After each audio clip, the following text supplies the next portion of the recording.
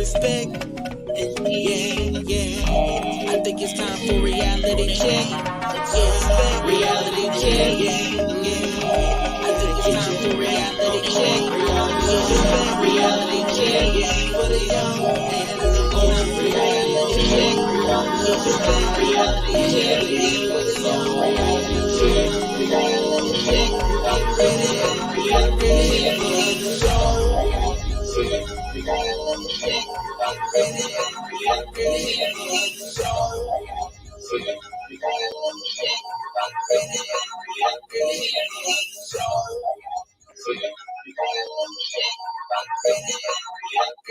What up, though? What up, though? What up?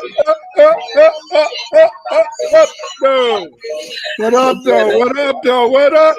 Though? What up, though? What up, though? What up? Though? What up, though? What up, though? What up? You got an echo going on. Though? What up, though? What up, though? What up? You got an echo going on. What up, though? What up, though? What up? You got an echo going on. What up, though? What up, though? What up?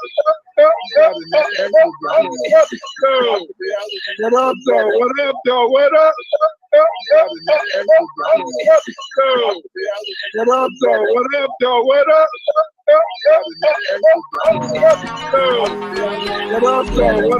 What up? What up,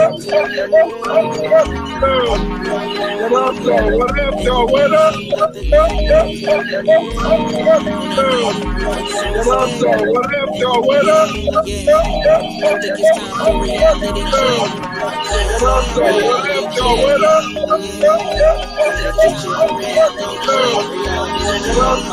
up, though? What up?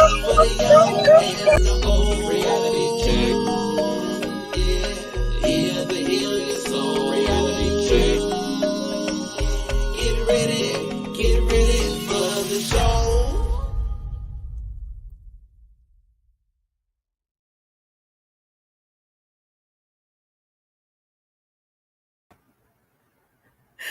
Am I the only one here? I might be the only one here. What's up, everybody? Dr. Winters, there he is. Something wrong. We keep having echoes. I think it's gone now. That was fun. Actually, Dr. Winters, how do you feel about Mercury retrograde?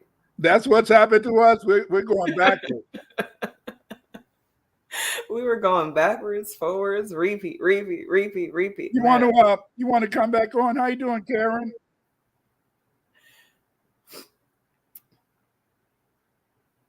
Is it working for you on your side?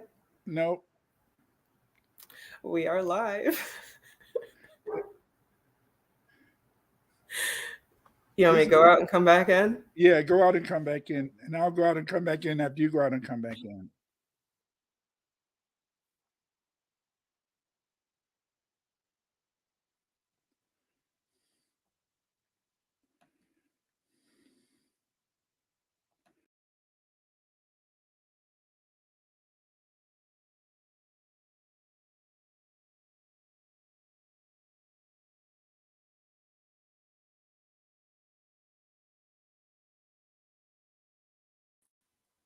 Hello? How you doing, Eve? Hi. Hey, Dr. Winters. Hey, Chet. Hey, Karen. Karen, same chick. Look like we continue to echo. I don't understand what's wrong today. I don't understand.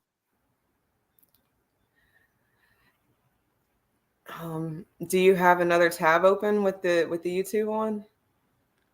I hope not. Because I don't hear the echo anymore. I thought that I had tabs open. Now we're just repeating ourselves. Oh no. You know, I don't know. It's this has been a bad week for me. Oh. with all these allergies, the tree, it's the tree time and all this pollen out there. How you Yeah, doing, Jalen Prasad? yeah. Um, The pollen's been kicking our butts over here too. yeah, Everybody has allergies, and you got crusty eyes and headaches, and just nasty. It's yeah, nasty. The trees wanna pollinate, right? yeah. I mean, they got to let us know that they're still in control. But it's that fine time of the year. A lot of we can get that melanosynthesis. Melanosynthesis is just like photosynthesis. In photosynthesis, the plants, they get energy from the sun. Well, Yeah. the same thing with melanin. We get energy from the sun too. And it's when the more you're out in the sun, the more in a sense that you pick up all this energy so that you can have more power. That makes sense. That makes Yeah, sense. In the wintertime, they say we've got seasonal affect disorder because the sun's not out, or our food that we eat, standard American diet, everything's so sad in the wintertime, and then in the spring, it's supposed to be back to normal, I guess. yeah. It's kind of it's bad though because see I keep wanting to make the food taste like it used to taste. And I'm always trying to find some food, and I say, "Damn, I want the Polish sausages. I want everything to taste the same, and nothing tastes the same anywhere Mm. anymore." At first, I thought it was me, but now I think it's what they put in the chemicals, and because they put this stuff in the chemicals, they've kind of destroyed any way that we can do anything. Everything is so whitewashed. Everything is so to make us in a sense forget who we are, where we're going, and things like that. No, that's real. I remember when me and my man we went on our we started our woke journey, or Uh-huh. inside of that you find Dr. CB, and you find out alkaline eating, and then you gotta go plant based, and then you gotta detox, and then you gotta do all this stuff, and um, definitely I then there's the conversation about foods with seeds. If it doesn't have seeds, it's not good for you. Yeah. If it doesn't have seeds, it's gonna kill you. It's like, well, maybe, I don't know. We've been eating these yellow bananas for my whole life, and they don't Yeah. have the seeds that the banana. Have you seen the banana seeds? They're all big and black, not look like a banana you Yeah. want to eat. And then just like I had bought some watermelon the other day, from one of the stores, and I think it was had salmonella because I had in a sense diarrhea for about 3 or 4 days. I should have went to the doctor, but I didn't. And nobody goes. So now I just feel that I don't want to buy any more watermelon or cantaloupe that's separate because sometimes they use the same knife and they might have salmonella on it. But then the watermelons that I could probably eat, they're all seedless watermelons. What do I do, Dr. Sevi? What do I do? No more watermelon for you, Clyde. No. I'm gonna just eat the seedless.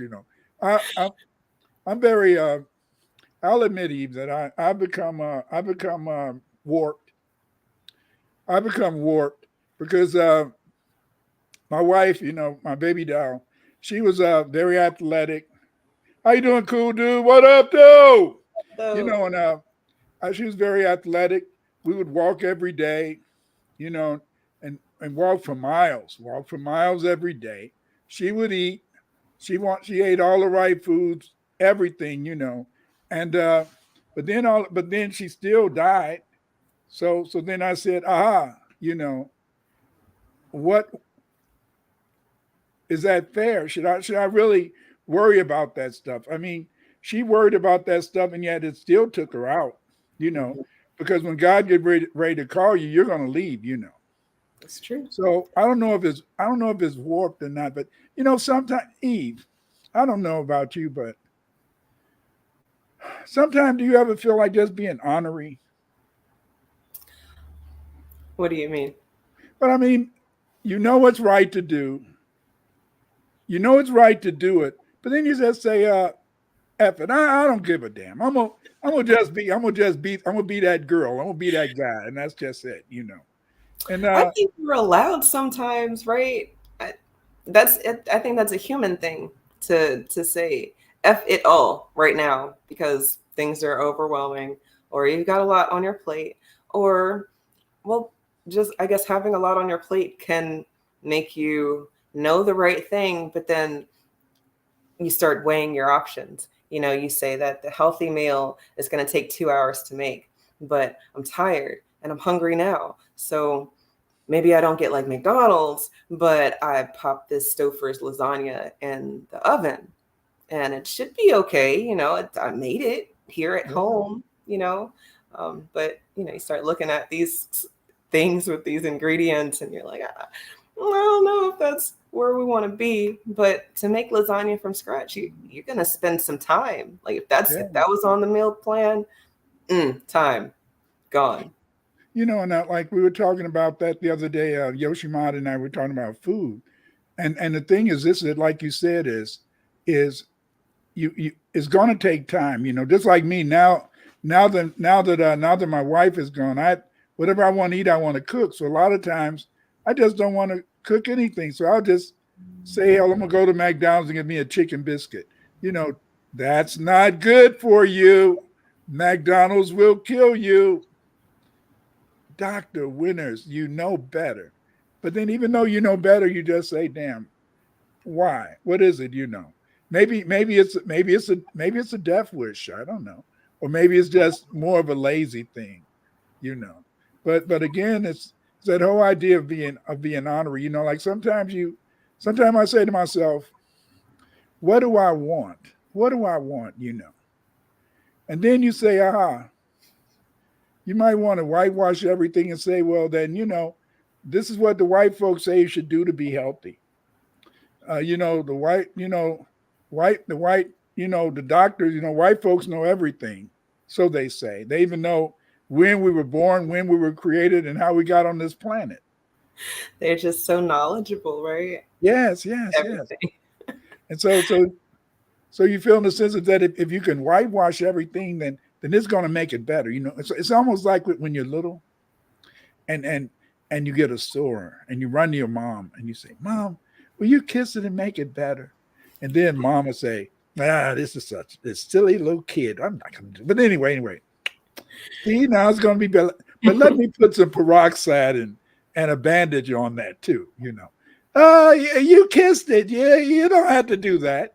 But no, you see, it's what do you do? What do you do? And I know when I was talking to my son, he's in his 50s now, and so now he's become a vegetarian. What do you think about that? Jay Lynn says, I'm a vegetarian, but I think it's more of a spiritual thing for me rather than a health thing. At the same time, I don't judge my brothers and sisters who chooses to eat differently. That's it. That's a good idea. I remember back when I wanted to go Muslim, and growing up in the 70s and 60s, you always hear about Malcolm X. You always see anti-Diop Muslim. Oh, okay, something in there. Malcolm X Muslim. Something must be there. So I think I'll go Muslim. So I went to my wife and I said, baby doll, because she used to call me Onatranel, because I had a real big afro. You wouldn't believe it now. So she used to call me Onatranel. I said, she said, what up? I said, well, I want to go Muslim, peace of Allah. I want to be in the service of God.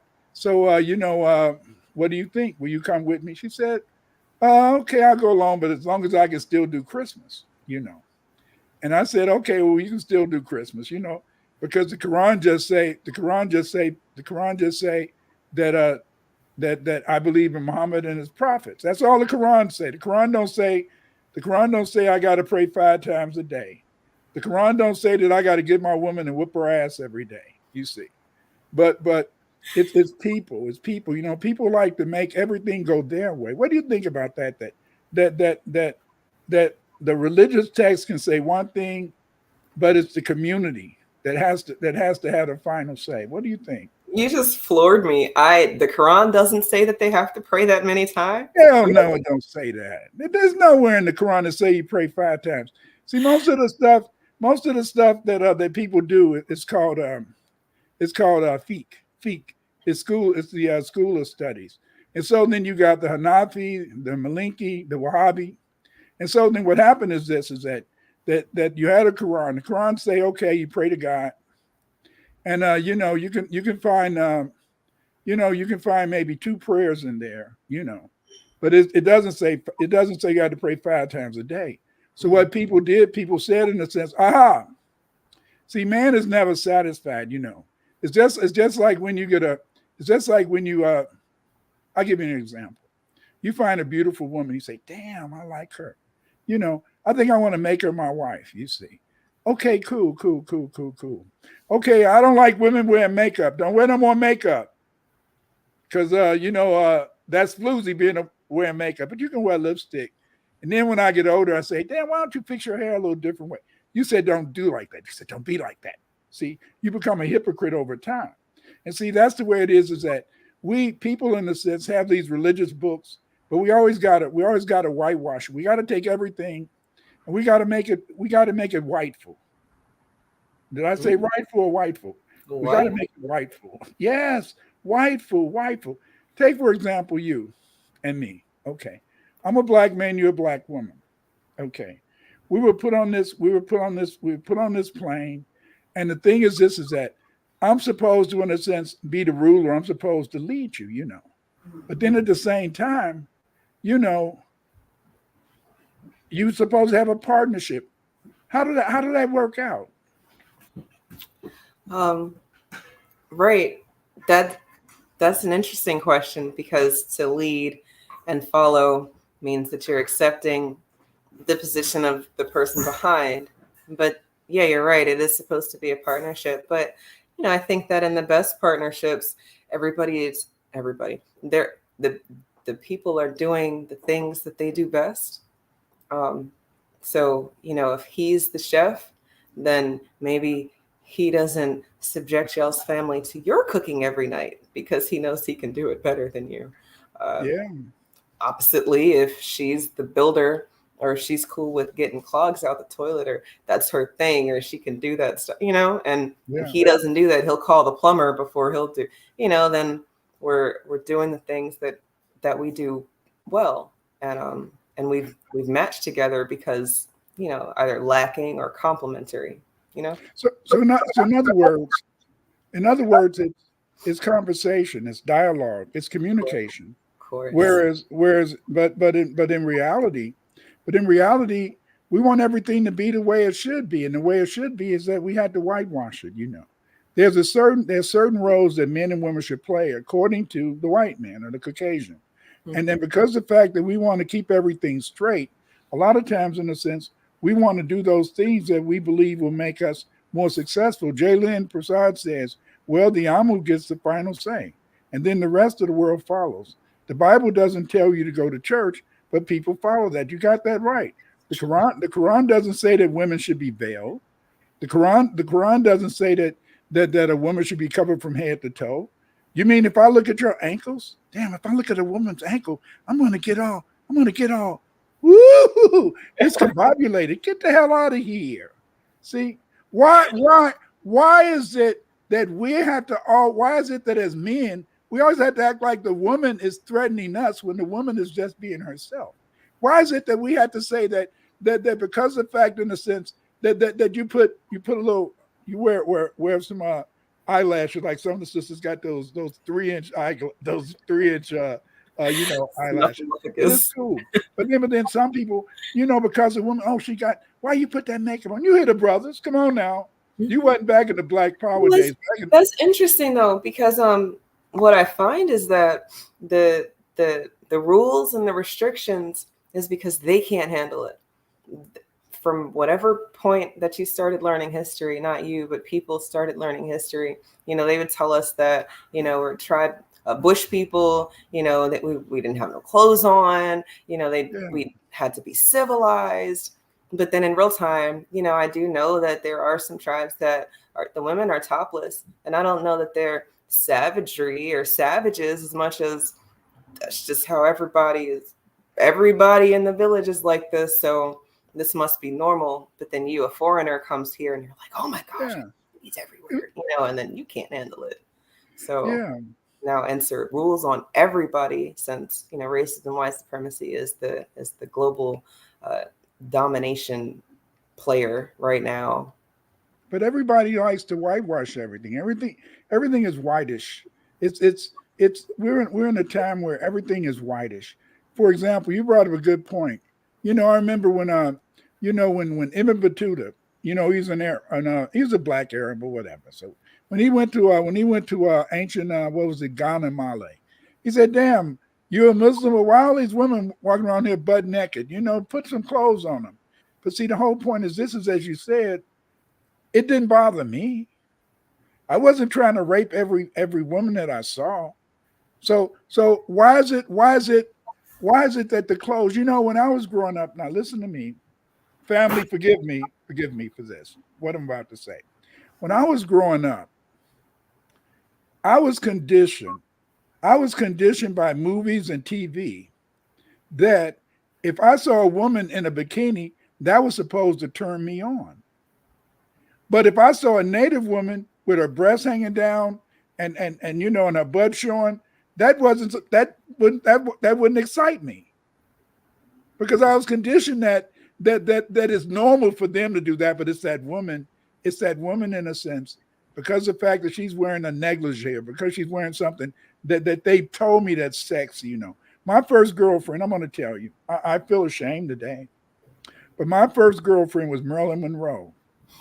And she was my first girlfriend.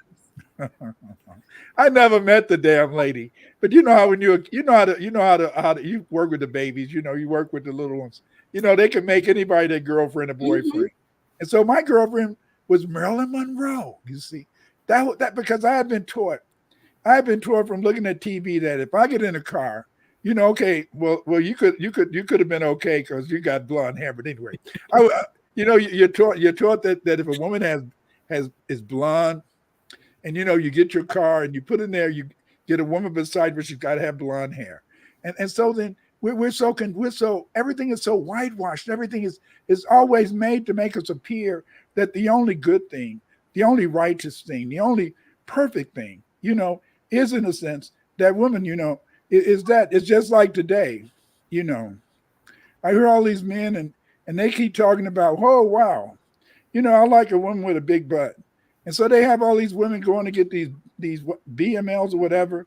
Kanye West, his mother died trying to get that. But that never excited. I like slim women, with physiques and stuff, even though I'm out of shape. Don't I have a lot of nerve? But in a sense, and so we're always wanting something else. And then my sister, most of the day I always said the winners are all big and the women big too. But my sister, she wasn't big. And all her life, you know what she wanted? What she wanted? Some breasts. Oh. She wanted some breasts, And I love my sister. She died. But she always wanted some breasts like her sisters, But the point is this: we're always wanting everything has to be whitewashed. Everything had to be whitish. Why can't I be me and you be you and they be them? The programming, what we've been subjected to over these different ways, TV, the radio, movies. I guess you can't see anything on the radio, but the visuals, they matter. And I always, well, actually not always, but recently, a very recent always thought that I have is, if they don't have the numbers that they have, there must be some reason for why the TV doesn't look like real life. You could watch a show and never see a Black person.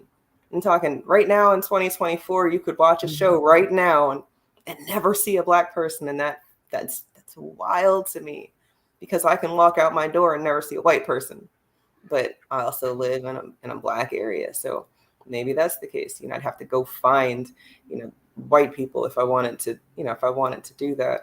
But it's I think that when you think about who's got control over these energy waves or these frequency waves, and then maybe the cowardice, or maybe it's not cowardice, but the fear of being in low numbers, you would have to plant this illusion that you're out here in droves so that people don't do anything to upset the status quo. So if the status quo is that it's majority white people and everybody else is a minority, they've got us using these words, minority, but there are more of us than them. So now we're a minority majority. That doesn't make any sense. But, they just blanket statement something and then we're supposed to accept it. I find that that's whitewashing, telling us to accept some common sense that isn't common. Yeah, but see, that's the whole point, is that because everything is whitewashed, you're not supposed to have common sense. You're supposed to accept whatever they tell you. For example, they committed genocide against Black Aboriginals. They committed genocide against Black Aboriginals by not killing them off. But what they did is just by them saying that the only Aboriginals were the red man, and that just because your auntie and your grandma, because they're the ones who always tell you, because your granddaddy looked like he didn't know issues, always, I guess, drinking, I don't know. But your auntie and your grandma, they always tell you, oh, you got Indian background, you're Blackfeet and stuff. And then you go to the internet and you say, my grandma, if you're a kid, you'll really be confused. Oh, grandma said I'm Blackfoot. You go to the internet and it said Blackfoot. Blackfeet are in Canada. Wait a minute. There are no Blackfeet in America. Blackfeet are in Canada today. And yet you come from North Carolina or you come from Virginia, and everybody there's a Blackfoot. What the hell is this? But Right. You've been conditioned. We've been conditioned because they've whitewashed everything, and because I'm white and I say so. Then therefore, in a sense, you begin to believe whatever they tell you to believe, You see, whatever they tell you to believe, you have to believe, you see. I have to be afraid of you. Why do I have to be afraid of you? You're a woman. Okay, so what? You're a woman, but you're supposed to be my partner. No. The European says that I have to be afraid of you because you're a witch. You're bewitching. You want to take away my energy. That's why you want me to have sex with you. You want me to have sex with you so you can take away my energy, my inner energy, and then I lose. That's real. Right. No, they were burning people, right? At the stake. Yes. And they still burn people. They still burn people. They still make it so that you can't. Okay, already as a Black woman, because of slavery, because our grandparents, because our granddaddies and uncles were hoes, you grow up never really believing that you can trust your man or that your man will be faithful. That's just one of those things. And yet we're also conditioned that we have to watch out for you, because you might be that Sadie, you might be that woman that I gotta watch because you up to something. See, and yet, because everything's been whitewashed, and they're able to tell you who you are, what you are, and what you should believe. It creates a false imagery. I saw this video once, and it said. The conception is deception, and in a way that's what it is that we don't really know what's really real anymore, or do we? I think we do know what's real, but because they've conditioned us to not accept what we know, because they haven't said it, we've got a cognitive dissonance going on. So just like you said, grandma told you we're Cherokee, you went online and found that the internet said that you were wrong. But grandma found that out from her mom, who found out from her mom. How can we have 4 generations of people calling themselves Cherokee before the internet? This is before technology was allowing us to share the information like that. Right. And it's like paper genocide. I didn't know that was a thing until, I want to say it was Tariq talking about Walter Plecker. But here in Virginia, just changing just something super simple, like on the census, you were listed as Indian, Native, or whatever, but now you're Negro, Black, or mulatto, which is, that's so strange. I've seen that in my own family history. They've gone from mulatto to Black to mulatto to Black. Same person every 10 years, they mulatto, Black, mulatto, Black. And it's like, what are we doing here? Like, what's going on? And I think I want to say that it was you who said the first mulattoes were the blacks, the Black mixtures. You know, it wasn't this black and white mulatto. You know, it was like a Black and Indian, or it was Indians. Indians were the originals, but again, they changed terminology. But go ahead. Oh, I just, it's so fascinating that, you know, just something super simple like your paperwork, and then taking away your access to the paperwork can cause such a divide. So right now, you know, in 2024, people, you know, are having arguments with strangers on the internet about their lineage, about their heritage, because of Google, or because, you know, they did some research and their research is supposed to trump your family story. Yeah, but you know, like telling this story the whole time. You know, yeah, Kudu said old folks like Dick Gregory and many Black Muslims call it tricknology. It is, but it's much more complicated, because see, you know, it's look at it from this perspective. You know, we've been conditioned living in this world of white supremacy. We've been conditioned that the man knows everything. We've been conditioned that we should follow the male gender in terms of, in a sense, understanding the world. Okay, that's what they've taught us. But our Jolies, our griots have always been auntie or grandma.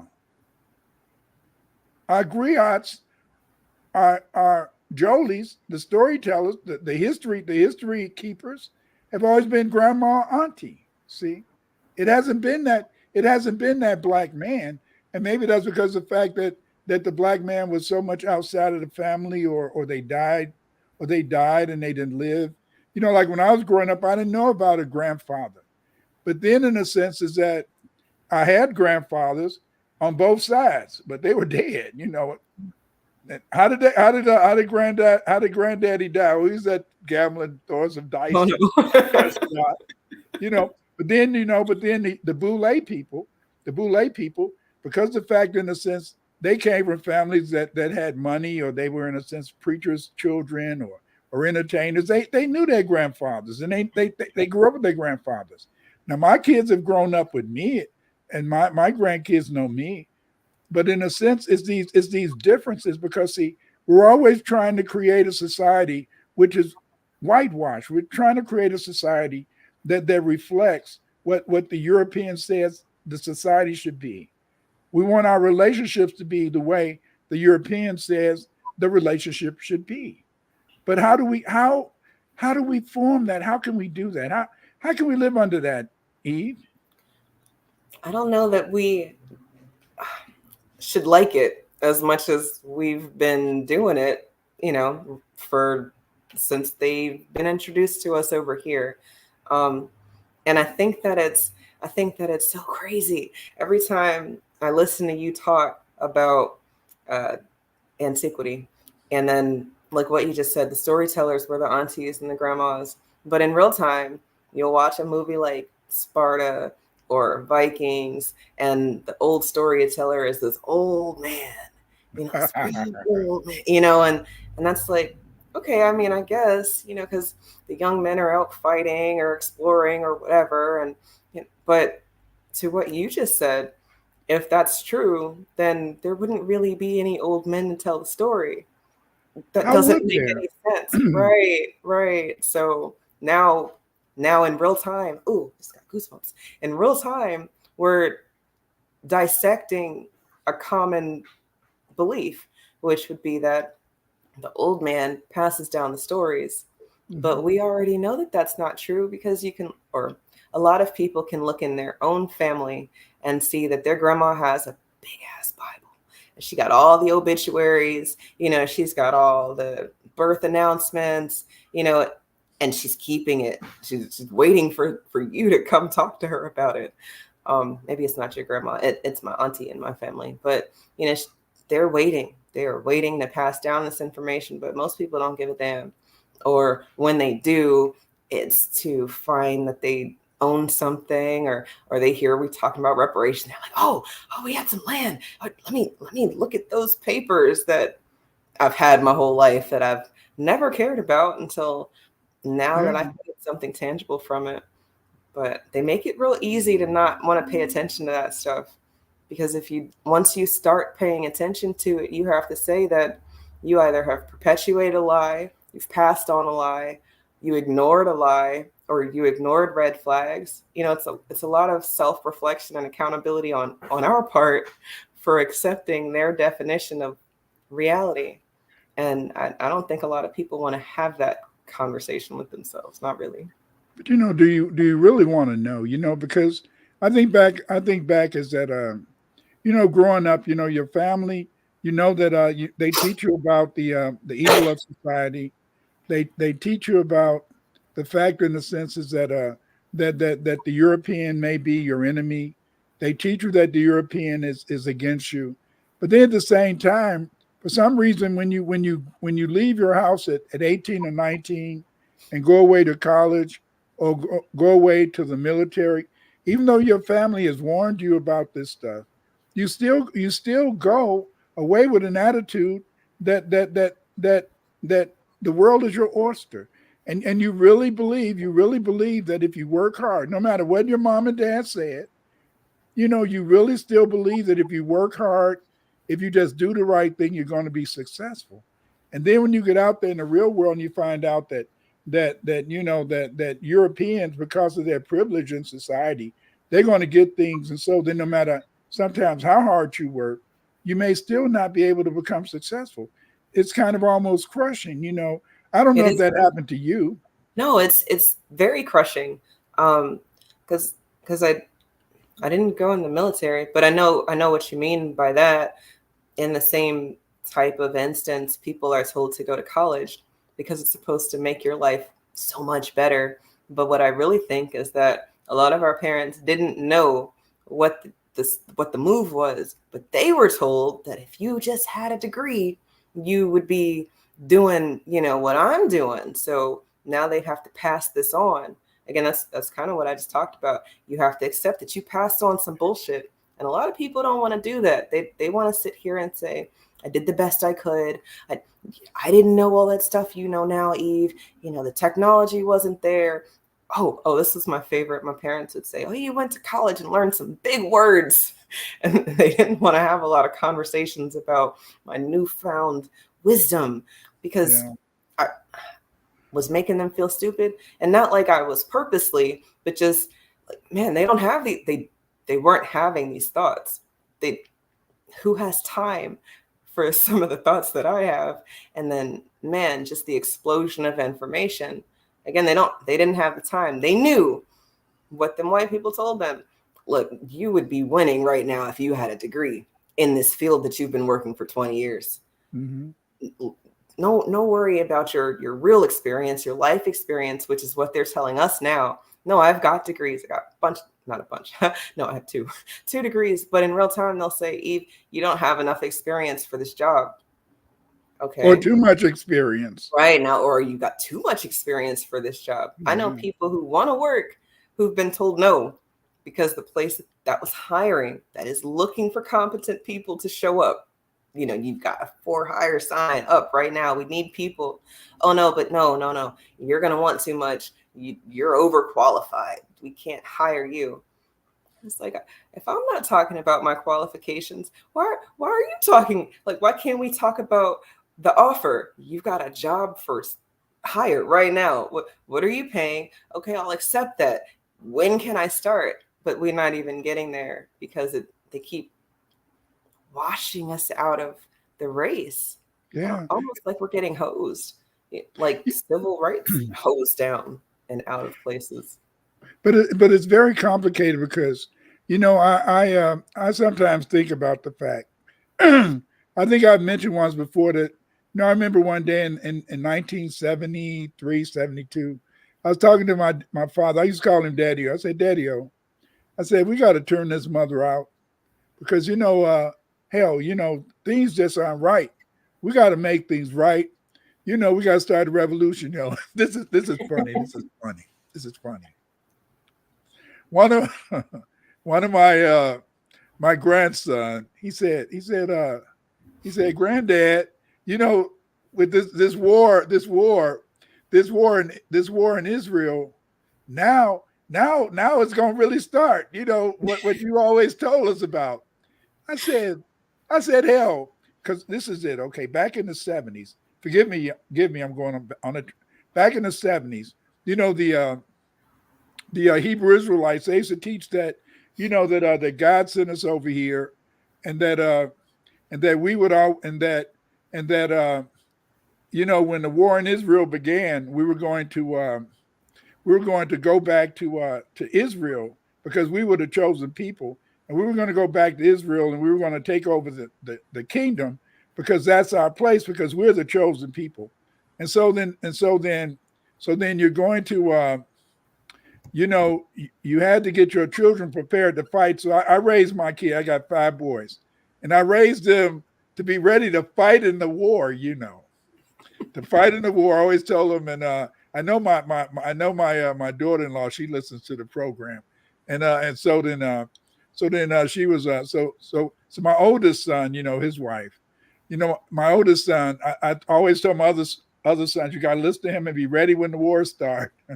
When the war starts, so y'all can be ready. Y'all got to fight, and you're not going to give up.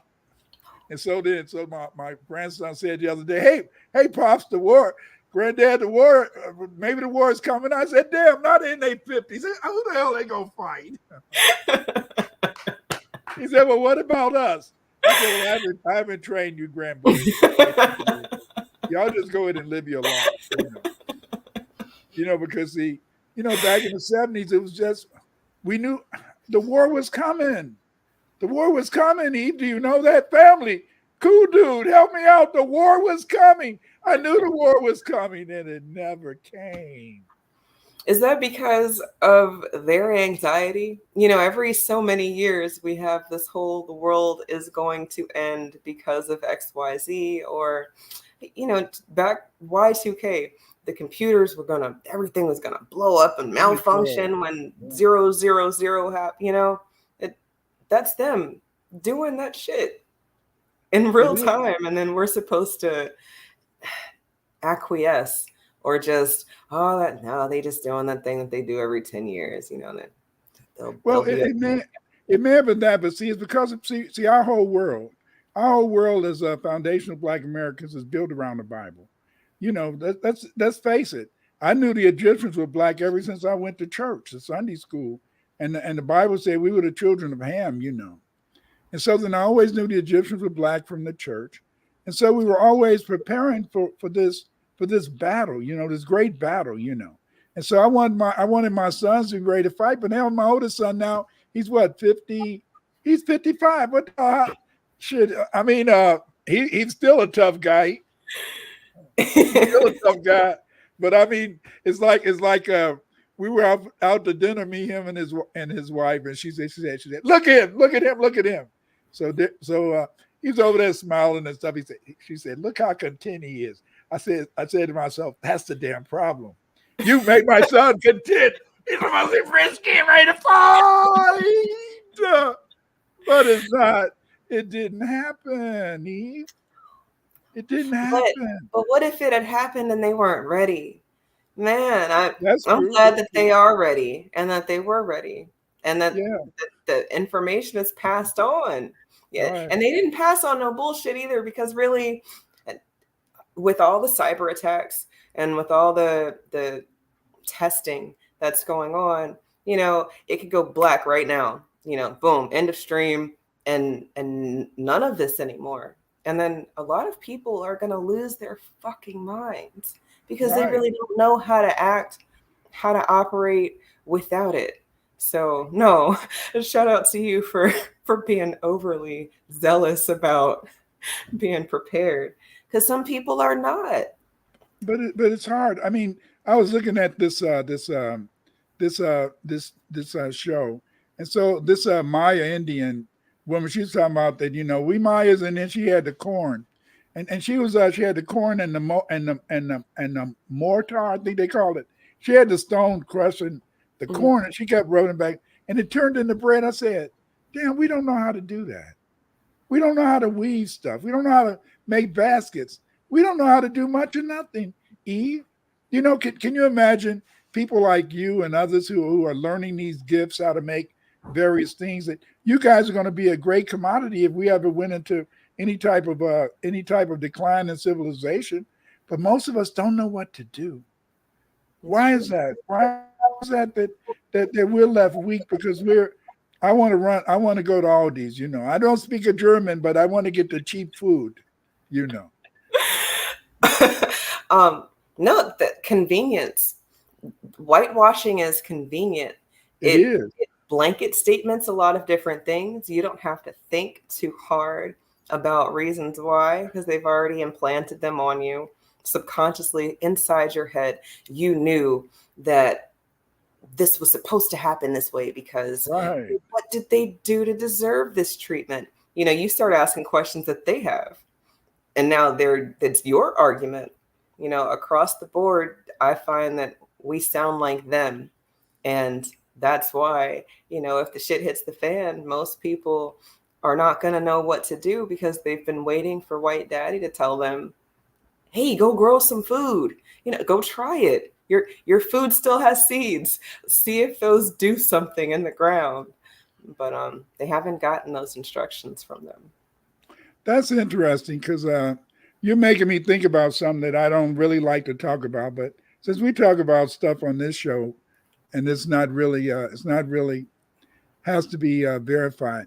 I used to always felt that in incarnation, I think we incarnate at different times, and I think we incarnated as different races, or we can incarnate in the same race. And so, a few years about 10 years ago, I said, "Damn, I think it's a lot of white people. I think a lot of people who used to be white have now become incarnated as black." You're laughing. I really did believe that. I might be right. You might need to still believe that though. Yeah, because I said a lot of us don't think the way we used to think, and I said, well, I said some people are smart. Some people they probably always incarnate in a position where they don't have to suffer too much, So I said now that black people had the civil rights movement, then a lot of people who incarnated as white back in the day, they said, well, I'll be black now because black is safe. Black, you know, I can be black and I can be boule or whatever. Oh, that is funny. That's Yeah. that's a hell of a thought, But because I do agree that energy, it doesn't go anywhere. mhm. You can't have studied science at any point in grade school and say that energy goes somewhere. It just changes form. So once we Right. understand that, then sure, why not? I don't know that we would incarnate as something other than human though, because I think that there are schools of thought you can reincarnate as a fly or as a tree or something. That Yeah. doesn't make sense to me because the energy is not the same. But yeah, for sure. Uh, maybe you didn't have a choice in the matter, um, you know, as far as how you came out if you weren't on a certain path already. I Mhm. think that some people like my man, I feel like he's been here a bunch of times. Like he knows things. And when I say he knows things, he knows it. Like he can explain it to a baby, knows it. And that's so wild to me because it's like you shouldn't know that. The only way that you would have known that, not learned it, I mean know it, is if you experienced it What is yourself. this? What is his identity? Does he have a black identity? A black, yeah, yes, A positive black identity? yes, Okay. yes. All That's a right. black Well, identity. see, the point is that if you can have a positive black identity, you can access the Akashic records a little bit better than other people. See, some people they don't want to be B1, and they say, "Well, hey, I'm okay. I'm just a woman. I'm just a woman." You know. But because of the fact they say I'm just a woman or just a man, and they don't specify who they are, then the ancestors they don't talk to you. You see, Ooh. see, see the ancestors are always talking to us. Sometimes we don't listen. You know, see, it's just like that's why most women are very intuitive. They're very intuitive. A lot of times they can just feel stuff and they can know stuff. It's a commercial in Chicago, and they talk about this insurance, and then no, they talk about putting in a furnace, and then at the end of the commercial, the father says, how did you know that? And then the little baby says, "We're girls, we know things." You see, and but see, because of the fact that I've read a lot of books and I studied a lot, I do know that girls and women they do know stuff because the fact in a sense is that you have the ability to to to to to draw information from the gods. That's why no I don't believe any white man has ever been a prophet because I don't believe they can believe in God. Now I think it's some white women who could possibly be prophetic, you know, but I don't think in a sense that any of them can be gods. You know, Kudu said this is interesting. Kudu said it was Nietzsche said in his book, "Thus spoke Zarathustra. I shall not believe in a God that does not know how to dance. Generally speaking, white folks don't have any rhythm. Of course they don't. But I mean, it was the same thing when I was growing up. When I was growing up, you know, the man who could dance, he had the most women. Because see, even if a woman can't dance, if you can go on the dance floor and you can make a woman look stylish, you can make a woman look in a sense, you can make a woman look cool or make a woman look graceful, then in a sense they like that. So dancing is important. I've also heard that when a man can't dance, he's dead. But those are things that aren't really relevant, are they? See, you know, maybe it's a saying somewhere that if a woman can't twerk, it's all over. You know, but I mean, damn, that's something new. That's something new. See, that's a very interesting concept because I find that a lot of women know how to move their hips when it comes to doing certain things, and then outside of certain environments, they get real prudish. So, well, they should be prudish, you know, because I mean, come on now. If it wouldn't have been for what's his name, pop that coochie, hey, pop that coochie, baby, pop the coochie. We would not have it. Come on now. He did it. He did it. You know. You're right, and that's a very interesting point because in real time, I just watched this video of this lady has spiders, and she had a boy spider and a girl spider, and the boy spider was doing a mating dance. You know, he's dancing for her, and she's like, I'm not really feeling it.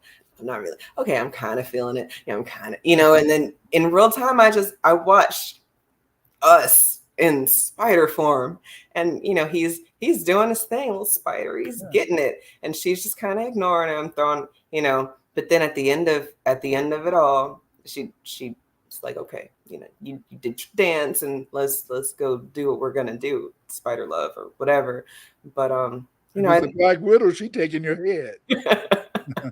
After the dance, baby, she's taking your head. Gone. No, but maybe that's their familiarity. Maybe they have a fear of being taken out by their women. So I always thought that it was because they used to eat the women, right? I thought that the feminism thing straight came from the fact that, during periods of nothing, y'all used to eat each other. So there's a very real reason for why y'all don't like each other. And then you want us to not like him. But we didn't used to eat each other. There's a disconnect there. But maybe it's something even more simple. Like what you just said, he can't believe in a bigger thing. And she taps into it naturally, just being a vessel or being closer to us being a woman. I don't know. What do you think about that? I think it's very complicated. I think Europeans, they may have used to eat their women because a woman wasn't. I mean, a woman wasn't even a vessel for sex. Remember, they could have sex with a horse, or they would prefer a lamb, and or a lamb or something. So a woman, in a sense, was not seen as being important to Europeans, and that's mainly because of the fact that many Caucasians, because when they left the caves, they don't believe in the body, and the body has they have no sense of body. They have no sense of a spirit. So then, therefore, because there's no spirit, then there is no body. That's one of the reasons why you find a lot of times that many of them are engaged in the masochism and stuff like that. It's just like you find that most men, because the fact in the sense is that not most men, but some men, some weak men. I'll just say weak men.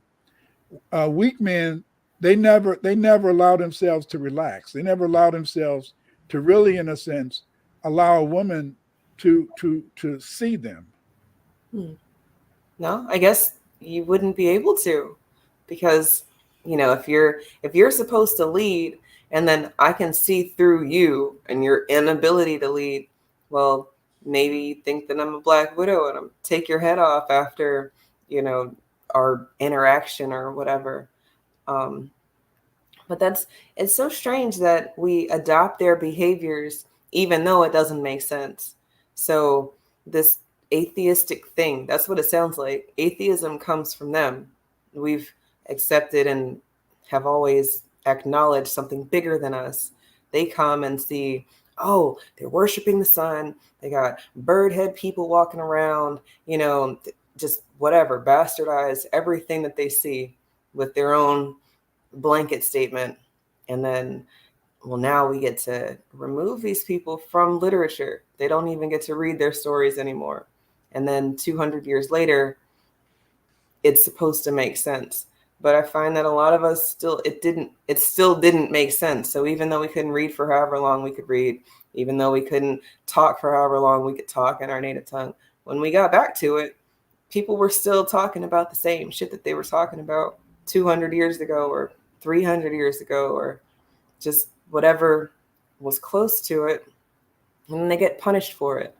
Or now we've got access to a lot of information, and then people will, they will stand 10 toes down telling you that you're wrong about your family story when they're reading something in a book and you talk to actual people.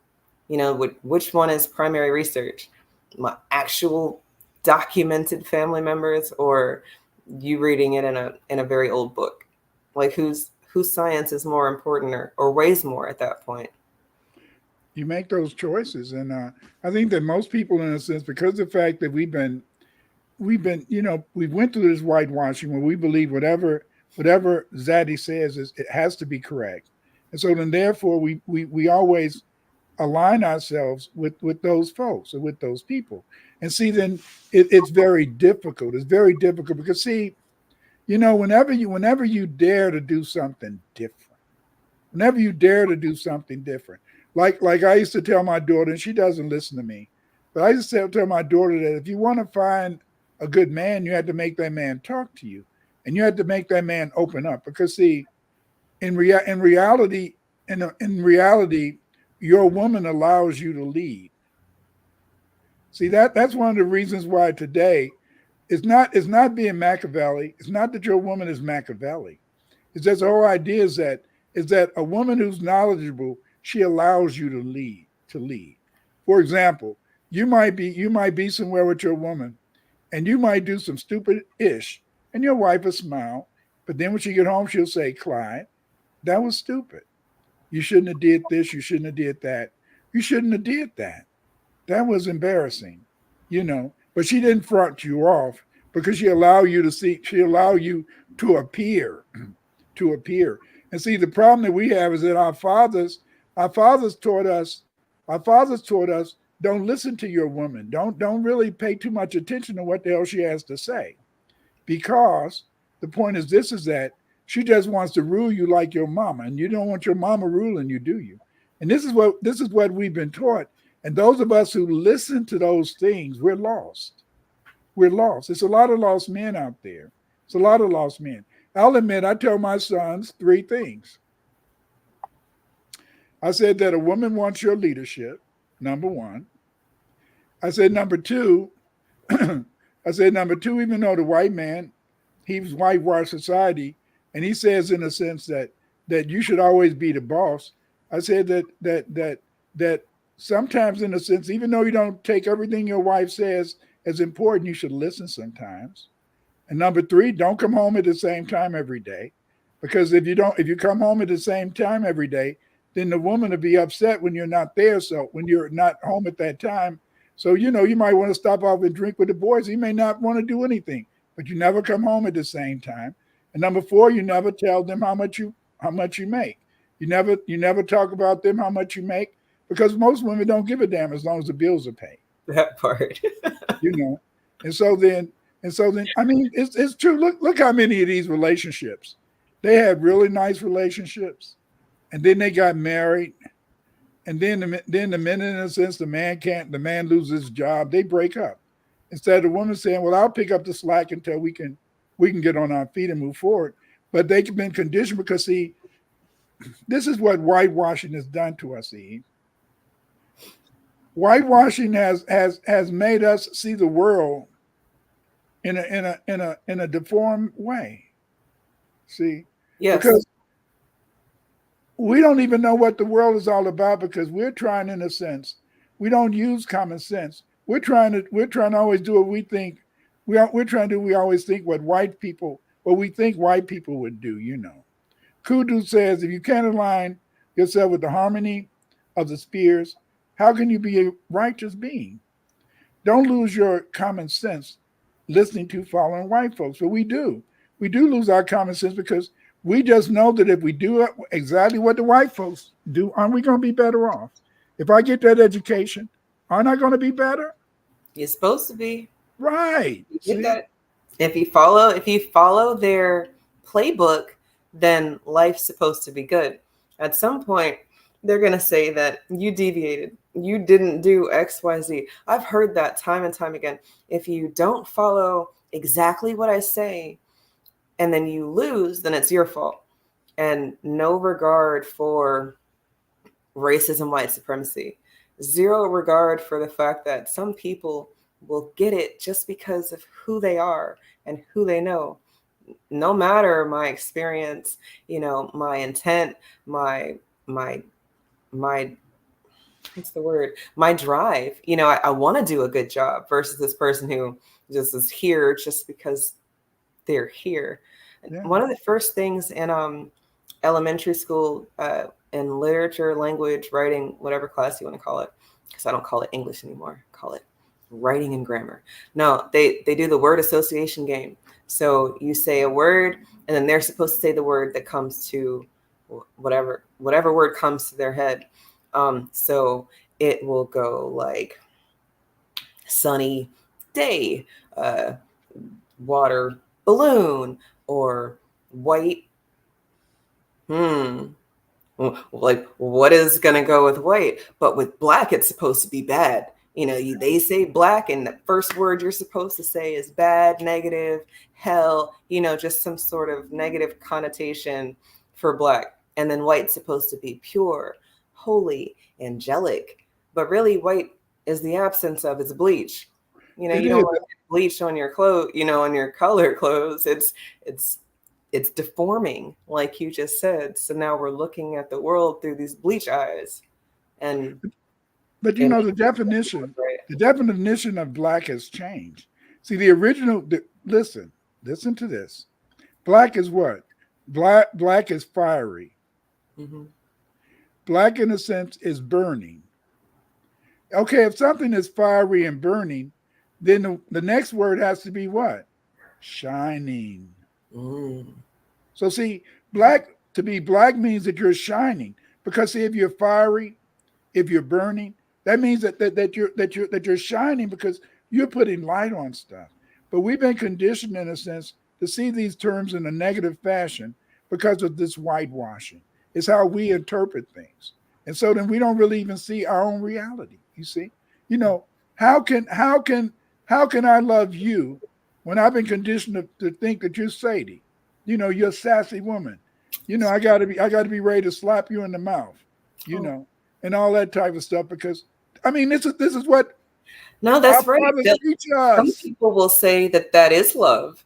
Your willingness and wanting to correct me in this form or fashion because, the white man will do it worse. So just be happy that it's me popping you versus them. And Yeah. we've actually had the same conversation with our children. Life's not fair.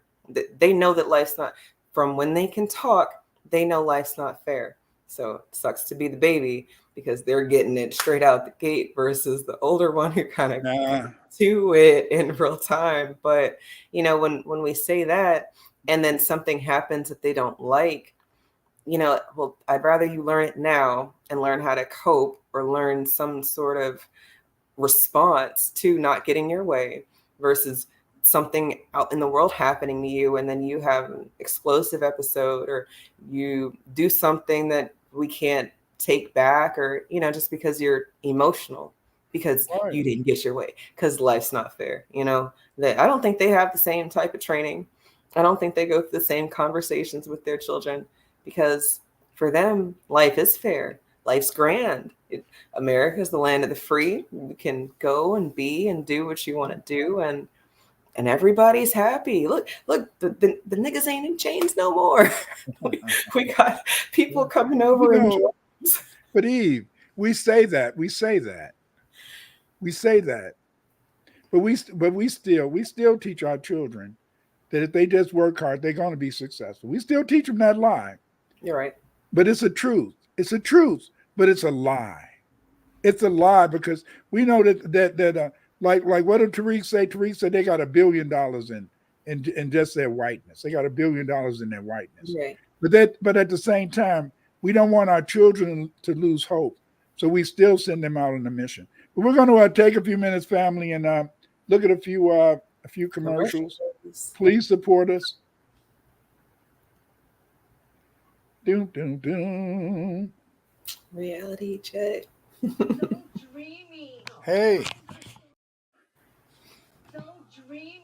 Hey. I've just written a new book, History and Culture of the Black Aboriginals of America. Yes, I've written a new book. This book is called History and Culture of Afro-Americans. It's about the Aboriginal Americans. It's about the first people who inhabited America. Many people don't know about our great culture, this super culture that we created, but I discussed this book. In 489 pages, you'll find out so much information, great information, about, in a sense, what the Aboriginal foundational Black Americans did.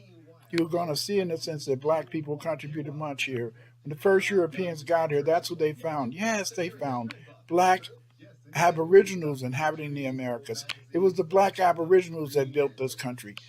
This is why you had to get my book, History and Culture of the Aboriginal Blacks of the Americas. In this book, you will find out the truth. You will know what we created. You will know who we are. Get this book. Buy it now. What's up, everybody? It's Eve. Follow me on Twitter and YouTube for space recordings and special live programs. 2024, we're doing things a little different if you haven't peeped game by now. So yeah, this is your chance. You can do it now if you want.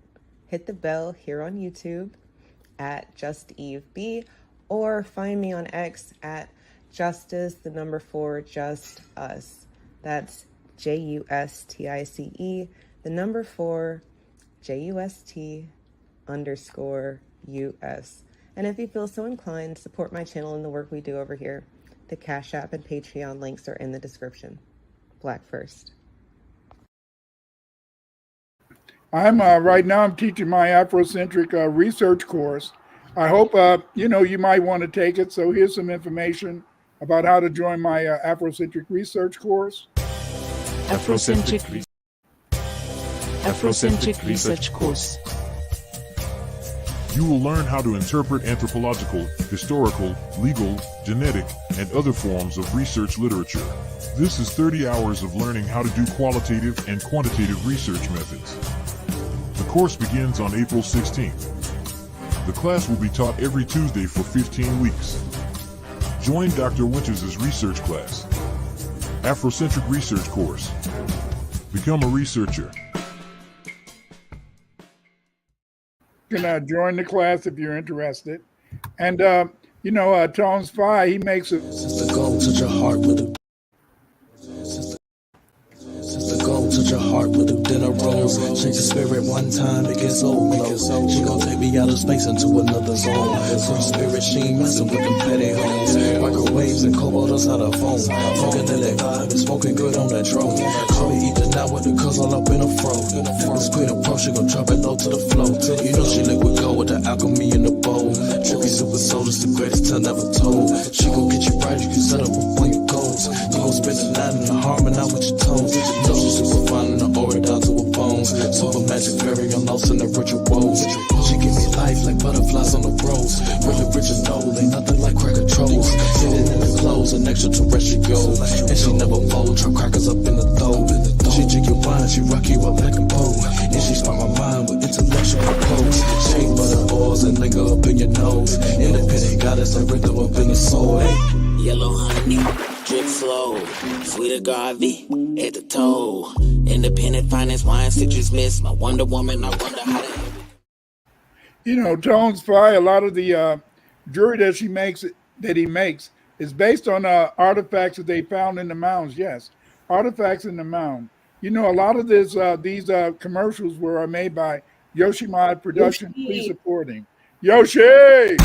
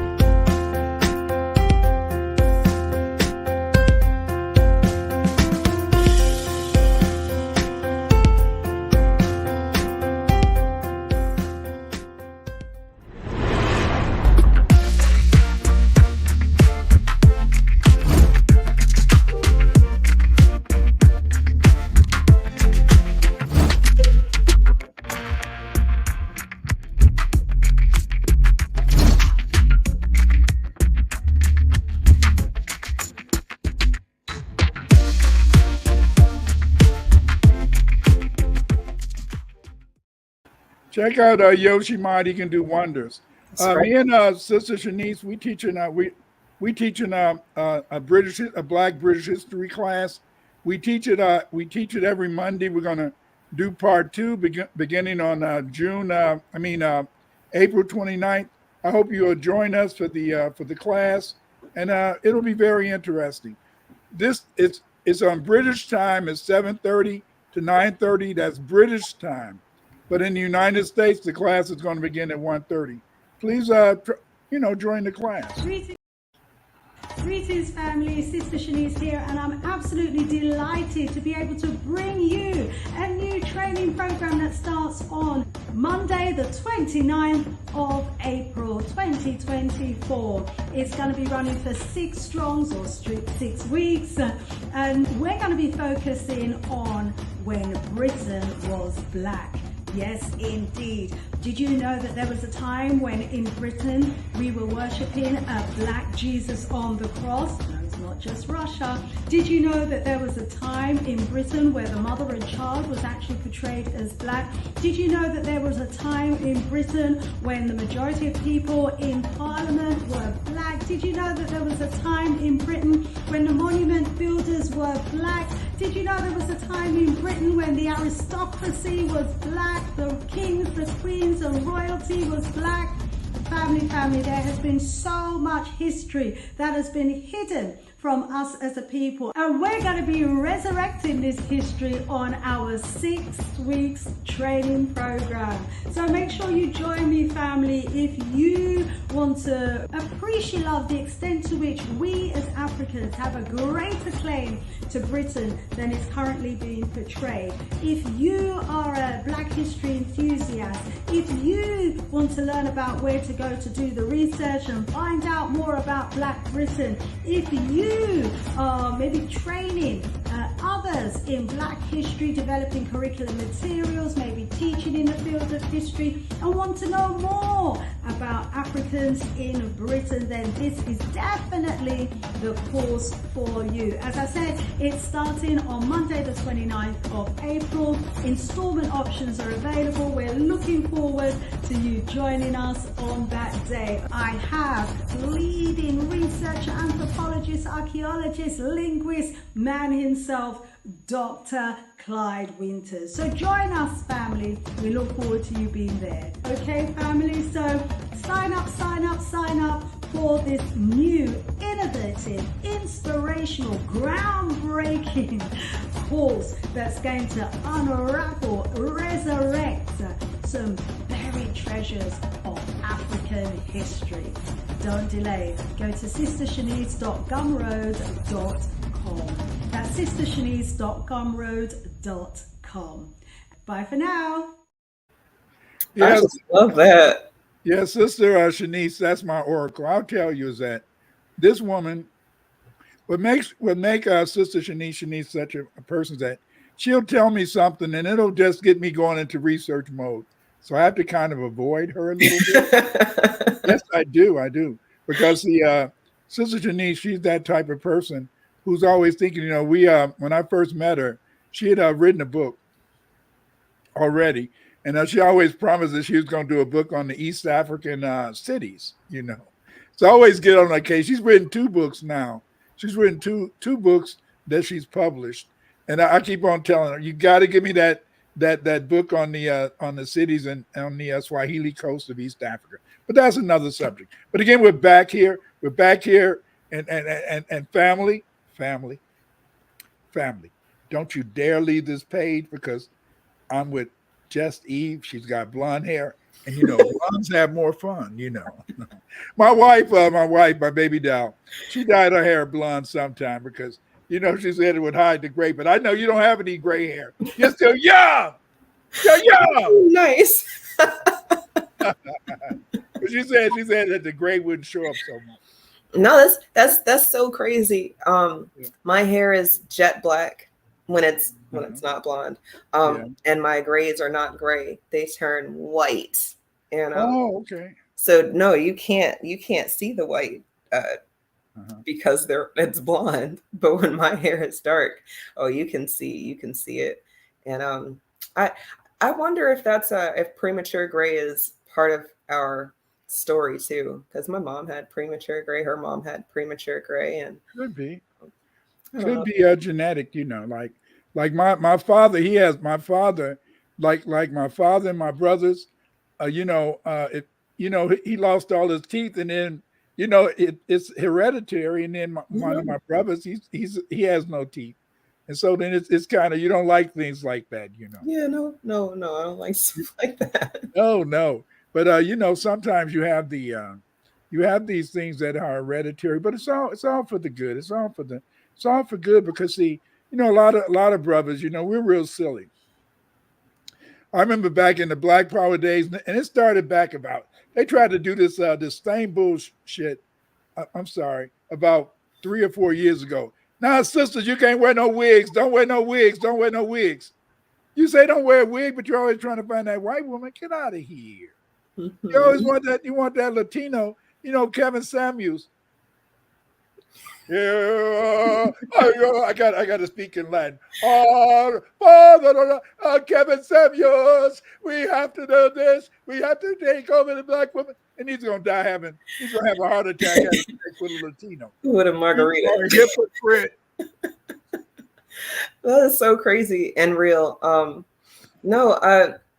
Like we talked about earlier with the BBLs, you know, people will say that this is what they don't want, but then you look at what they're doing and it's like, oh, okay, you like the girls with the ass and titty, you know, so then, well, what if you were a woman who's not top heavy or bottom heavy or whatever, you know, you don't want to go to the gym. Look, it's work. It is work. Did you say it was your sister who You Wasn't wanted so heavy. big breasts. That wasn't me. I guess it's me now, maybe. But growing up, I never had that issue. I didn't have any cake, Dr. Winters. The booty wasn't bootying. Not until I started going to the gym and working on it, because you can work on things, but people they don't want to do the work. They just want to get some injections. But look, Sister Shanice's commercial it's how I jumped down this rabbit hole for our conversation tonight. Did you see what Putin said about Black Jesus? Yeah.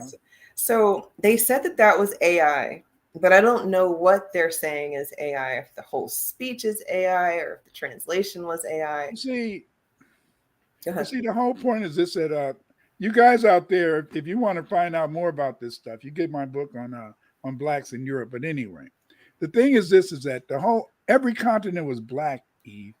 And what makes it so bad is that because of the fact that we have a tripartite origin, the black Aboriginals, the black Irish, and sub-Saharan African. We've been conditioned, we've been whitewashed. And we've been conditioned to believe every light skin, a red bone brother or sister, well, their grandmama had to have been raped by the white man. No. Right. We weren't raped. We already had light-skinned people over here as chattel slaves. But because the fact, in a sense, is that we don't know our history, we allow other people to whitewash us and make us believe things that we shouldn't believe. For example, just like you hear O'Shea Duke Jackson. I listen to him sometime, and some of the other brothers. Oh, look at that! She got a big old butt. Who looking for a big ass butt? They don't look pretty to me. I'm gonna shut up. but they don't look. Maybe because my wife was slender. My wife, in a sense, she had a Coca-Cola shape. And so then, she had a nice ass, not a really big butt. I used to just a lot of times make her mad, say, you got a flat butt. I don't have a flat butt. well, I said, it's not poking out enough, man. Sorry, man. But again, in the sense is that we be whitewashed with this imagery. We have them tell us who to like, who we should want to be like, who we should be around. And, we're constantly allowing people to define who and what we are. How you doing, Ali? Lee Asli, Nia Muhammad, Lolil, laughing out la la la, whatever. But again, in a sense, it's very difficult, Eve. And just that's what I love about your name, Just Eve. That is a beautiful name. You see? Why is that a beautiful name? Because you can be every woman. You're just Eve, see? But now we had Eve. That's Eve. But see, Just Eve is you're every woman. So that means, in a sense, that everybody's welcome to interpret and see you however they want to see you. Some of you guys can't see the chat, but sometimes in the chat they come and they talk about how beautiful Eve is, and and it's kind of sad they never compliment me. Oh. But I make ugly faces, so who cares? Oh! They came for the knowledge. They're here because you don't waste our time. In this conversation, people like you are dangerous because you're uncompromising about the information and you're a falsificationist. So not only can you not just tell you something, but if it's something that negates something that you already know, well, they would have to come with some sort of facts, evidence for them to get you off of that. They have the good argument.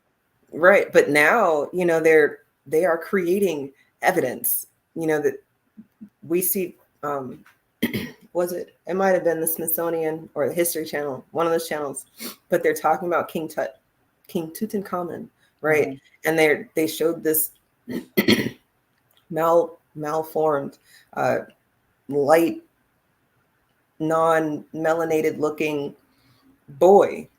And I'm like, okay, if his all right, maybe I don't have the ancestry all right, but you know, I can see her I can see her bust in my head right now. Oh, my students are gonna kick me. Don't tell them I couldn't remember who King Tutankhamun's mom was, but Queen Ta, is that his grandma? Yeah. Okay, so right, so she's got this big afro, right, and that's his family, but then their recreation of is this boy who's got this straight hair ponytail, and he's very, very, very light. Like he's got a little bit of melanin, but he's very, very, very light. And I'm like, But have you ever noticed that the French recreations of Tut, and whenever the French do a recreation, they put a little feminine tinge. They try to make them a little bit more girlish. yeah, You know, whenever they do a recreation, or continue. it is that it's so strange. I think that they put themselves into the computer. You know, they say like how you can do AI right now. Write me a paper about this using these prompts. So then they do the same thing when they're recreating things. You know, make this antiquated, but use my features. So then the computer's like, okay, I can do that. But then in real time, if you look like that over there, why don't we have stories of y'all treating sunburn or skin cancer or, you know, all of the ailments that y'all are being afflicted with now because of proximity to the sun? And we're not even super close to the sun over here in America versus on the continent, right? Boom at the equator, you know, some of the math ain't math in Dr. Winters. But it's not mathing because it's all crazy, you know. Just like when I used to when I talked to Dr. Short, and so Dr. Short, you know, he's a good genealogist, and when he gets started, you know, you might, you know, so he's been able to connect his family to Charlemagne, all that type of stuff, and so then you just say, aha, you say, but we've been conditioned that everything, we've been whitewashed. Everything is white or black, black or white. And yet, many people who we think were white were not white. They would have been black. They may have been, in a sense, they may have been red bone, or they may have been a little light skin, or they may have been, you know, some of the descriptions of some of the royals are super black, you know, blackety black or whatever. But again, it says we've been so conditioned, we've been so whitewashed to see everything from a white and black perspective that it's hard for us to ever really believe, in a sense, that things could have been different. And it's really hard. It's really hard. It's just like remember one of your aunties or on one side of the family, everybody was super light. I remember when my family first had the reunion on the winter side, and you know, they always talked about the mulatto. You know, it's always proud about the mulatto in the family. Oh, da da da da. You know, you come to the family family reunion. They got a big picture of the mulatto. You know, the black was you know, little small pictures and shit, but the mulatto is real black. It's out not real black, but he's the Real biggest. large, right? Yeah, see, on the winter side, when I was reading, when I did the thing, you know, they were very mulatto-ish. Like my father had green eyes, you know, he had gray eyes, and all that type of stuff. And so that's why he was a hoe. No, he wasn't a hoe. Those women, they made him do it because he had gray eyes. He didn't intend to be like that. He didn't know he was gonna have green eyes. No, it was the women who did that because they thought he was something different. This light skin, nigga, get these different color eyes. You know, That's real though. That's even whitewashed, right? So then what you were talking about, people think that light skin comes from your grandmama getting raped. Yeah. But we create all the different colors. We do. We know that. And then in real time, people will tell you, I've seen like 5 different arguments today on Twitter where they're telling people that you were passing in Louisiana, so you're not black. But if you're passing, then you're not white. Right. So you've already said that they're not white, but you're not letting them be black. Like self-identity matters for sure. I'm not saying that it doesn't, but I'm just saying just bare bones genetics, that person is black. Now, I'm not going to make them be black. If they want to identify as something else, fine. But the ones who want to be black, the ones who are black and who are saying that they're black, but they couldn't help their very light, fair skin or their color eyes or their fair hair, or whatever, they should be able to be who they are. They should, because I started out super light skinned, but then the older I got and the smarter I got, the darker I got. So it just came from education. But I mean, damn. Yeah. But see, but I think it's hard, Eve. I think it's very hard because you got two different ways of life. You got the handsome man and you got the pretty girl, you see. Okay. When you're a handsome brother, then you have a power because a lot of girls like you, you see. And because a lot of girls like you, you have a lot of confidence. You have a lot of confidence. Except when they say that you look really cute, but look kind of little feminine there. Now that's not good. But see if you're the pretty girl, oh wow, you're hooked up. If you're a pretty girl, the sisters, they want to cut your face, they want to beat you up. And so when you're a sister and you're a pretty girl, because my wife was a pretty girl growing up, I know.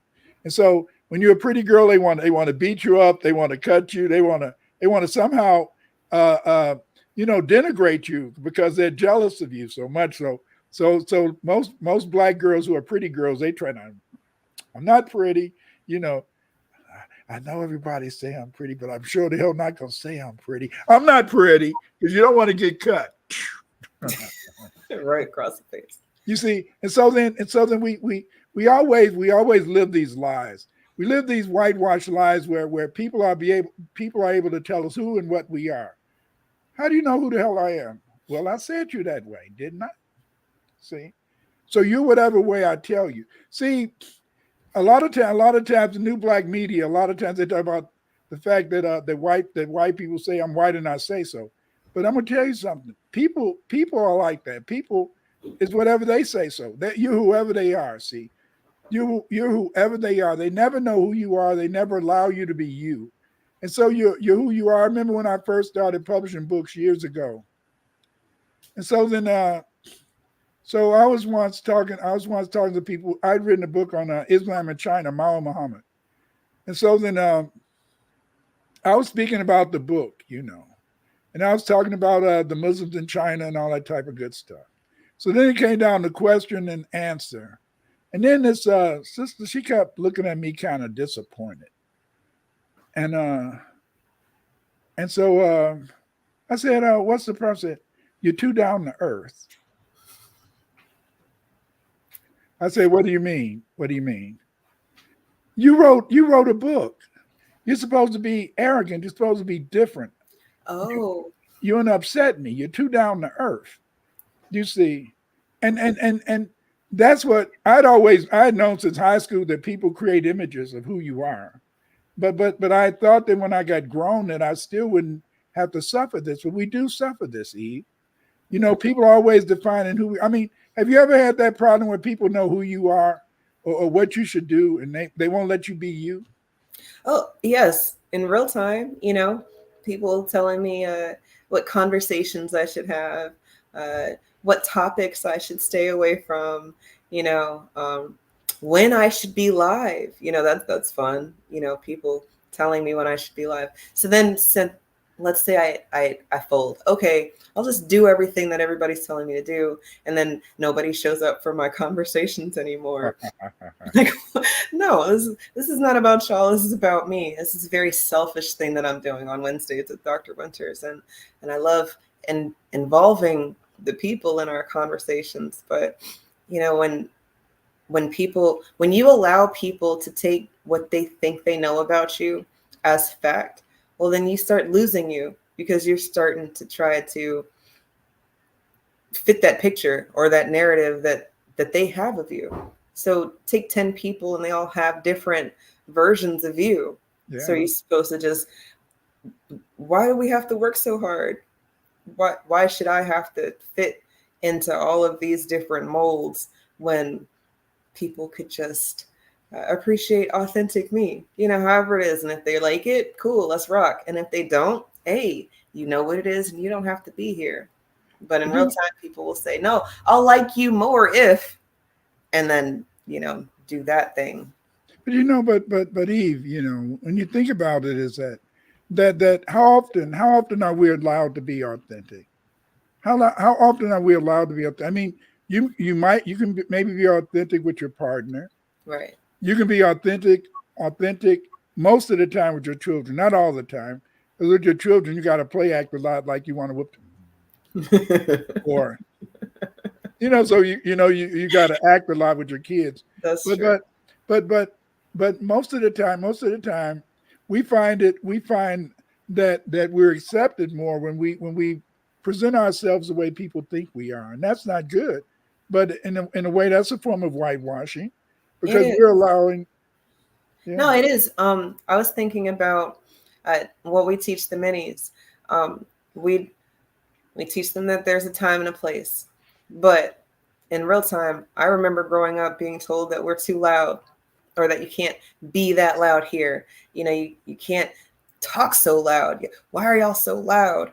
So, if I'm not on the phone, or if we're not live and it's not dark outside, let them be loud. They're children, let them be their authentic selves. Because like you said, after you grow up, maybe you can be your authentic self on the toilet or in the shower. And that's pretty much it. Because even your partner has an idea of how you're supposed to be. And, maybe you haven't shown them everything yet, because that's how we come into these relationships with our representative, and not necessarily most women aren't like that. Most women who've been able to keep a man a long time is usually very spontaneous. They usually, in a sense, have lots of tricks up their sleeves, and you never really know them. So, that's one of the reasons why you always be with them. Damn, who the hell is that? Is that my wife? Or is that my partner? So, so come on now. You family, do not listen to this woman telling you about just being just maintaining the status quo. She knows that that's not how life is about in a real relationship.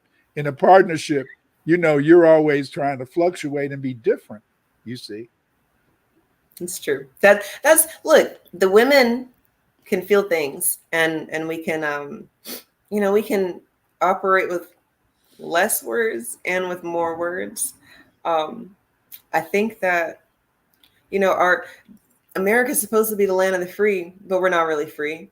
And then you're supposed to be able to be yourself, live your true self, be your truth. Your truth matters, Dr. Winters, but so does mine. But if my truth says that your truth is wrong, well, okay, you're just gonna have to have your truth over there, and I'm gonna have my truth over here.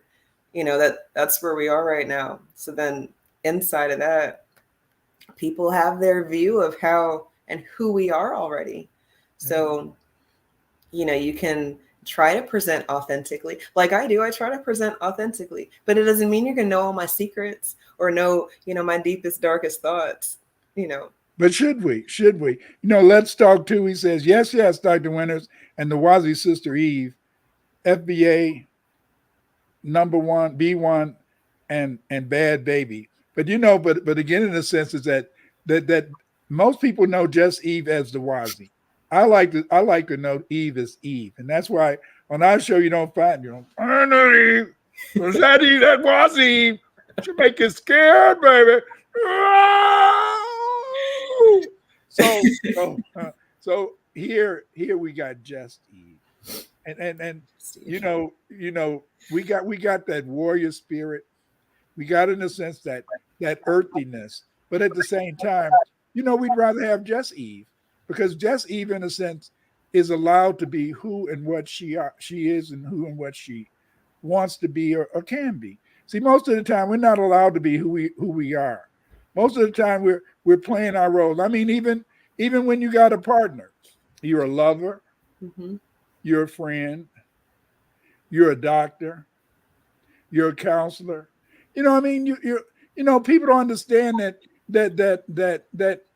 or even with your children, you play these varied roles. And so then sometimes you do have to run in the washroom and sit on the toilet and just say, damn, whew, I'm tired, just like Sometimes you want to pray to God and say, God, you know, Feasibillah, that means in the service of God. Yes, I'm in the service of God, Feasibillah. But at the same time, sometimes you want God to make it easy. Sometimes you want God to make it so everything just goes straight. But then there's stuff. Oh, what the hey, come back down, come back. Okay, well, ow, no. Why can't we just find those true connections? That's why when we've been whitewashed. We grow up, we're taught if we just work hard, we're going to get this. If we just work hard, we're going to get that. Our parents, when we go to college, we don't go to college. I want to be a historian. Oh, nigga, what? Stop that bullshit. What about a psychologist? Stop that bullshit. You going to school, nigga, to be a damn get a job. But I want to like what I'm doing. I don't like what I'm doing. Why should you like what you're doing? You Right. see? And so and that's the thing that make you envious sometimes of white boys and white girls, is that they're able to go to college and study whatever they want to study, and then because they daddy or they uncle or somebody got a friend, they're gonna you're gonna get a job. Right. They're gonna put you in something. You know what makes me mad, Eve, is how the only jobs black people usually get are government jobs. Oh, Dr. Winters, that's bullshit. No, that's very real. It is. To the point that we made earlier, my parents, they weren't government workers, but the post office is government job. Government job. So teaching. Right. Public school, right. Government job, right. County worker. Right. City worker. All that. Bus drivers, government. Bus driver. Post office. That's right. Firemen, policemen. We only get government. They don't let us go into those companies as CEOs. And then if we happen to go to college and get the wrong degree, like in history and sociology or psychology, we're working for an agency. Mm-hmm. And that agency, they have to live off grants. Right. And it's terrible, isn't it? To think that when it comes down to it, that we're always working government jobs. I thought that was always like a way for them to keep their finger on the pulse of our advancement. Because like you said, if you can only work entry level, or if you can only get up to middle management, when you feel like you've made it because your family is comfortable, you're bringing home a check, and then you get to pass on the bullshit. If you go to school for 12 years and then you go get a job, then you will be able to take care of your family. Or you go to school for 12 years and then you go to more school for however long, then you should be able to take care of your family without knowing that Brad and Jennifer have a leg up, so they get to go to school and be an artist. Because when they get out of this 4 years, they're going to go be a banker, which is not an entry level job, and it's not a government job to go work for Bank of America, but or their parents got the money. I remember when I got out of university, I used to work for this agency called Family Focus. I was surprised because the other day somebody said, "Oh, I'm from Family Focus," but then when I worked for Family Focus in the 70s, it was a rich family. The family that owned BMC Bank, BMC Bank. They started Family Focus so they could get their grandchildren into social work. See, they can make the business. Right. They can make the business. Just like my like you got a grandchild and your grandchild says, "Hey, granddad, can you give me some money to start a business?" Now, and then my son will say, "Yeah, so and so, his grandmother gave him 5,000. His grandmother gave him 7,000. Granddad, how much can you give me?" Well, maybe 300, 500. I can definitely give you 500. But what is 500? What is 300? When these other people giving their children 3,000, 5,000, 6,000, That's real. I remember when we bought our house, the bank was, or the lender, The guy that helped us sign the paperwork, he was just like, "Oh, can't you just call your parents? Can't they just?" And we're like, "Do what? For how much?" And not that our parents don't have it. They got it, but they don't have it. Right. But we're They not could get limited it. like that. They could get it. They We're can not get it. limited like that, though. Yeah. You know, we get some money and it's tied up in different Yeah. things because they tell you that that's how you're supposed to keep your money. Right. But what they don't tell you is that, no, do that so that when your family needs some money, you can't help them. You know, it's real sneaky how they've told us how to incorporate wealth into our family structures and then to keep it away from other people. You know, as long as your unit is good, you know, fuck your cousins. You know, your household is good. You know, you don't need to worry about that, you know, an uncle or, you know, then you haven't seen them in 10 years. You know, fuck a family reunion, Dr. Winters. Yeah. You don't want to go there anyway. They got the big ass mulatto picture. You know, they will talk you out of your own shit and then be right there with their hands out for the same thing. But you're not there to claim it. So then it's like, well, okay, I guess I got to give it to them. They're the ones who want it, you know. Team Zulu in the chat. You see that? Because I had the same thought when you were talking about all the different jobs.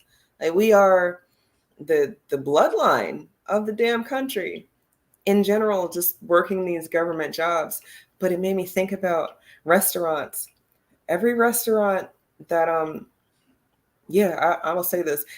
I'll say there's my one restaurant that has a white chef that the food isn't like horrible, but the rest of the restaurants that we go to, it's got to be black chefs back there for the food to taste like how it's tasting. And then we see it and we're like, okay, that's why, you know, and then we will frequent that establishment, even though it's not black owned, but the black chefs is in the back chefing, you know, the food and, you know, it's good. You can tell that they know what they're doing, and not that white chefs don't know what they're doing, but it's different, right?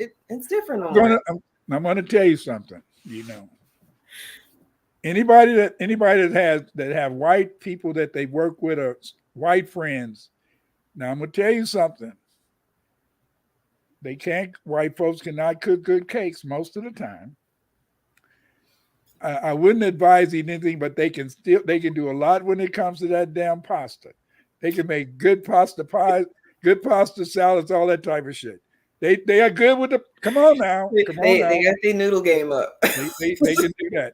Team Zulu says, so what I hear you saying, good doctor, is by default, we are the backbone for this mug and haven't fully realized that we are. But see, we have one problem. We have one problem, Team Zulu.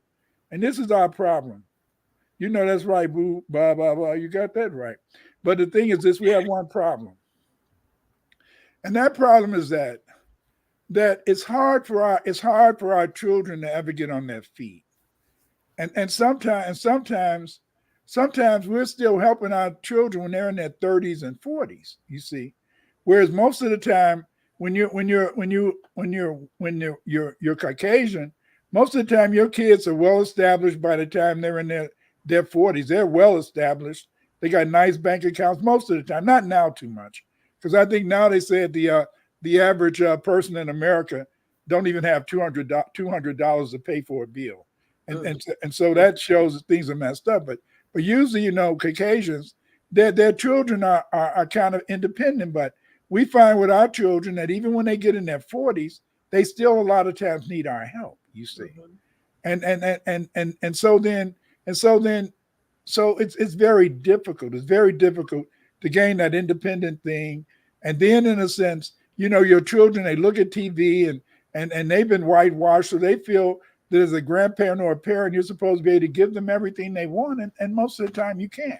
Right. And then, man, that's almost like Santa Claus. You know, you teach your child about Santa Claus. They go to school with children of different resource availability. So now Santa Claus is supposed to have delivered a 360 to you, a PlayStation 5 to you, but I just got socks. Yeah. Well, you're okay. I don't know if this is something I want to keep passing on as much as, you know, I get the fairy tale. You know, I get the whimsical, ignorance is bliss, let them be children. But no, what you're passing on is some shit. You know, if you're telling them that this person is for everybody, but then in real time, you know, that everybody person is very specific on what people are getting. And then it's like what you just said about Brad and Jennifer, you know, they're well established when they're in their 40s, and then we're still struggling paycheck to paycheck. And it's a lot of times it's because we've passed on or we're passed down some bullshit. Telling someone to go get a degree or an advanced degree, not telling them how much it's going to cost, it's a game changer in a bad way. Because people have hundreds of thousands of dollars in student loans for a job that would have never paid $100,000 a year. That's right. Right. Like, how did you make that make sense other than you were told to go to a good school? You were told to get a degree. Yeah. And because you went to this good school and you have a degree, you should be able to get a job. But you can't. And now you got loans. So. And, you know, but what makes so bad is this, is that, like, I'll be trying to tell my my grandchildren sometimes, is that, you know, go to college in state. I don't want to go to college in state. Granddad, I want to go to Alabama. But you're going to have to pay that out-of-state tuition. And I said, they're going to give you that grant. They're going to give you a grant. Then they're going to give you a loan. So you're going to be pretty well covered for tuition. See. But if you live on campus, that's where they're going to hit your ass for $30,000-$40,000. You know, and if you went away to university, they don't even feed you. You only get one meal on Sunday. Get out of here. That's right. That meal plans suck now. Did that happen to you too? My son, he always say, "Damn, Pops." He said, you know, she always calling me every Sunday. I said, that's because they don't feed you on Sunday. You know, the cafeterias be closed, and man, those meal plans is a whole ripoff. That's right. You just gave me flashback. You know, having to figure out how to split 10 meals over a 7-day week, but we used to eating 3 times a day. So it's 21 meals, but no, I only have 10 meals for the week. Like when I was a freshman, somebody not eating somewhere. When I was a sophomore, I was on the football team. When I was a freshman, you know, damn, they said look, there go Clyde with his plate. Yes, I went up and got my seconds. You're paying for it. Yeah, you're paying for it. And then Sunday, they got nerving up on Sunday. And you know, when you're in college, I don't know, you and me was different. When you're in college, Saturday night, everybody out partying, you out partying, you might be out all night. And then if you make it to the lunchroom by 1 o'clock, it's closed. Mm-hmm. It's closed. It's closed. Yep. And so you're gonna be hungry the whole time. Yeah, that I thought something was wrong with me when I went to the cafeteria on Sunday at 2 o'clock, and there was nobody there. I'm talking nobody there. Even go get cereal. Then he pulled down the counter. No, that's them making us participants in this illusion, right? Because again, we're only here because they told us that we're going to have a better life if we follow through with this. If you do your 4 years or 5 years, you're a super senior, you're going to get out of this and, you know, have something to show people that you're valuable, that you are high value, that you're worth something, that you went through this, and you've got letters behind your name. But then the jobs aren't lining up, you know, that callbacks aren't happening. So then they tell you, oh no, it's because you don't have an advanced degree. You know, no, now you need to advance your education. So, okay, well, let me go back to school. Let me get some more loans. And now I'm that. And then they always tell you, put it off till later. And then when later come, you know, you don't have a wife, you don't have a husband, you know, and so then and you have nothing, you know. You have nothing, you know. Right. And it's what do you want out of life? Because I found out of everything I found out of life is that the most important thing in life is friendship with a mate. That's the most important thing in life, you know. Because see, if you got a job, you always go get money. It's either Friday, Wednesday, sometime after Wednesday, you're getting a payday. Between Wednesday and Friday, it's a payday for most people. But the thing is, this is that it's what do you want? It's happiness, it's contentment. And I just keep on thinking about the fact because when I keep thinking about my daughter, my daughter, and when she said, look at your son, look at him, and he's sitting there looking, and she said, look, he's content. See, that's what I did. I made him like that. I said, okay, what can I say? And so I couldn't argue with her. She's a wonderful girl. I love her. Now, I mean, hey, I only had one daughter, so all my daughter-in-laws, they're my daughters. I love them. They treat me nice. So what can I say? But the point is this, is that it's sad because we go through life always being whitewashed. Yes, family, whitewashed. We come out and we have these ideas, and I don't care who the hell you are. I don't care how black power you are. Deep down, you do believe if you work hard, you're going to be successful. Deep down, you feel that, yes, your mama and daddy and great-grandmama and told you, and auntie and told you that the white man ain't no good, but you feel you're going to find that white man is going to help you to be successful. See, and this is what you believe. But see, belief and reality are two different things. And that's why we give you guys a reality check every week. Yes. I love that. Belief and reality are not the same. That's why I try to stay away from beliefs, but I will disclaim it. If you hear me saying that I believe something, it's just because it's how I feel. I don't necessarily have any science to back up my feeling as much as I feel it right here. And maybe there is science to back it up. I will find that evidence, but no, what you just said is reality. We've internalized their hate for us and then told ourselves that all we got to do is work harder, because on some level that is real. We've been able to work hard, or we've been able to do the job better than them, easier than them. That the outcome is not the same with the amount of work involved. So then we take that and say that it's okay that they've whitewashed everything because I'm a hard working nigga, and I'm gonna make it happen either way. But that shouldn't be reality either. It shouldn't be that. You have people like Boyce Watkins. You got to start a business. All you people out there, all y'all do is think about getting a job. But if it gets to tell you that you got to have the job, if you're a foundational Black American, you have to have a job to get the money to be able to become successful. Right. And I think with all these people who told they were made it on their own and they pulled themselves up by their bootstraps. No, somebody gave them some money. Yes. Somebody gave them an opportunity to make money. Because in this man's world, you got to have money. When I was doing our research on the Black elites of Europe, and then when I read about some people in the 1600s being millionaires, I just said, damn, how could you be a millionaire in the 1600s?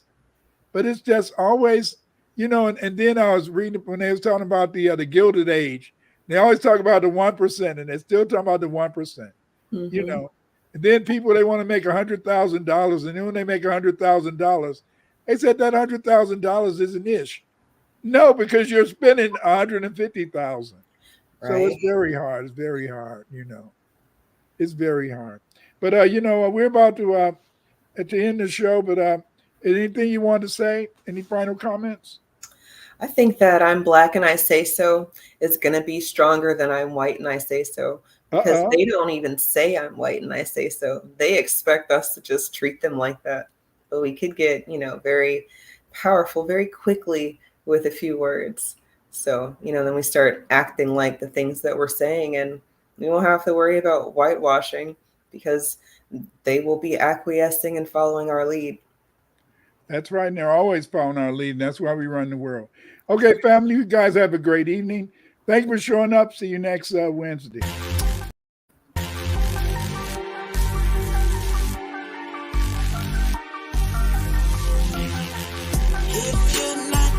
To speak up, you're the ones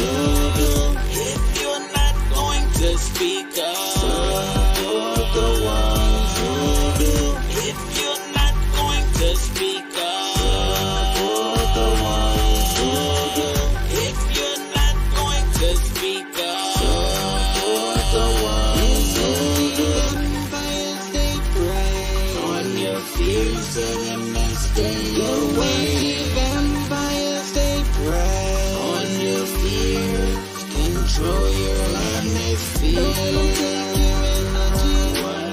Don't let them take control your energy. Distraction away from me. I am you and control your energy. Don't let them take your energy. Don't let them suck your energy. It's a distraction away from me. I am you and you are me. If you're not going to speak up, support the ones who do. If you're not going to speak up, support the ones who do. If you're not going to speak up, support the ones who do.